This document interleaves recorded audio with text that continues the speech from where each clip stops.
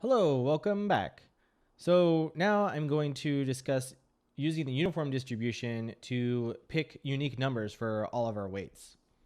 So as we talked about before, it's like using the same number for your weights, like whether it's 0 or 1 or whatever number, makes it really hard for backprop to actually set the gradients, like find the gradients and change the weights so that you can get to the minimum of your cost. So instead, what we can do is just pick like random numbers that come from a uniform distribution. If you don't know what a uniform distribution is, it's basically a probability distribution where getting a number anywhere within a certain range is equally probable. So typically you'll see these like the default values being like from 0 to 1. So in Python, in many other programming languages, if you just say like give me a random number, it's going to be generated from 0 to 1. So then the idea is like for every weight we have, we just like sample a number from a uniform distribution, and then we'll get like if you have 1,000 weights, you just get like 1,000 numbers. They're all going to be different, just because since this is a continuous distribution, the probability of getting any one number is practically zero. What that means is that there's like a very small probability of ever getting the same number twice if you're randomly pulling from a uniform distribution. So TensorFlow provides a function called random uniform that will sample from a random uniform distribution for us. So you give the shape, which is just the basically like the number of samples that you want from this distribution, and then like the range. So minimum value is like 0, max value this is none, but like the default's to 1. You can use this random uniform distribution to actually get values for your weights. So here I'm visualizing the random distribution, this random uniform distribution using a histogram. So the idea behind a histogram is that you have like buckets, you like bins or windows where you just kind of count up the number of values that fall in that window. And then this is displayed here. So each of these kind of blue lines, these blue bars, is like one bin, and then the height here on the y-axis is just the number of values that fall in that bin.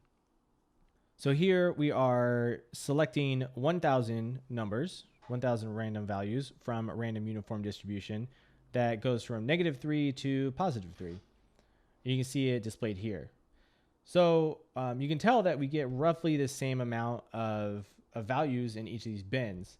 However, of course, there is going to be some noise up and down because this is, just like random values, right? So overall, you're going to get approximately 2 values per bin because we're using 500 bins or 500 buckets, and we have 1,000 values. So kind of overall, you would expect there to be about 2 values per bin, but of course, there's going to be fewer. There's going to be like 1 or 0 in some of the bins, and there's going to be more in other bins just because nature of probability.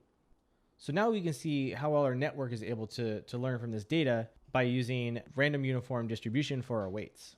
So here you can see our weights are being set from the random uniform distribution. And so the default range here is from 0 to 1. And again, we are going to plot the loss for this network as it's training over the number of batches that we've ran through the network.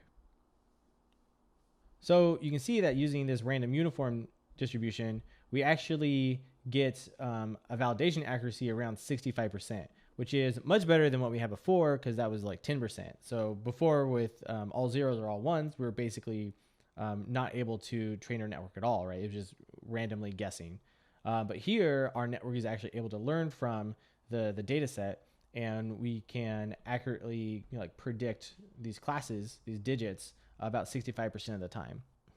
So by just using this random uniform distribution from 0 to 1, then we're able to actually train our network. And that's really cool. Okay, so now that we have seen that choosing random numbers is preferable and is actually helping us train our network, what range do we actually use, right? Because so here we just went with the default range 0 to 1, but what's the best range to choose?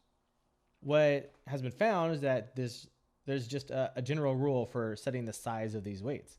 A good practice is to set the weights from some negative number to some positive number, so y, where y is 1 over the square root of the number of the inputs. to some given to a neuron in that layer.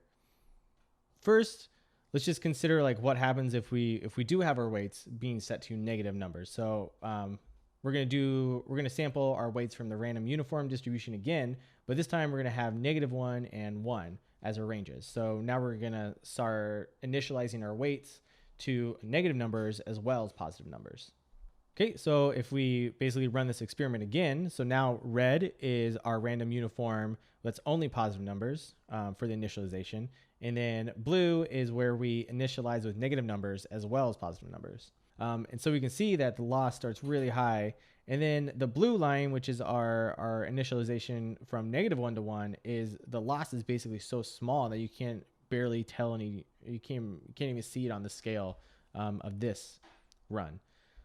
And you can see here that the validation accuracy is almost 90% when we set the weights to initialize with negative numbers. So again, this looks like we're doing even better. So now we know that we need to have random numbers, like unique values for all of our weights, and we need to initialize it with negative numbers as well as positive numbers. Now let's kind of look at how we set this range. Like what's the best range to sample these numbers from, like what's too large and what's too small. Okay, and I'll show you that in the next video.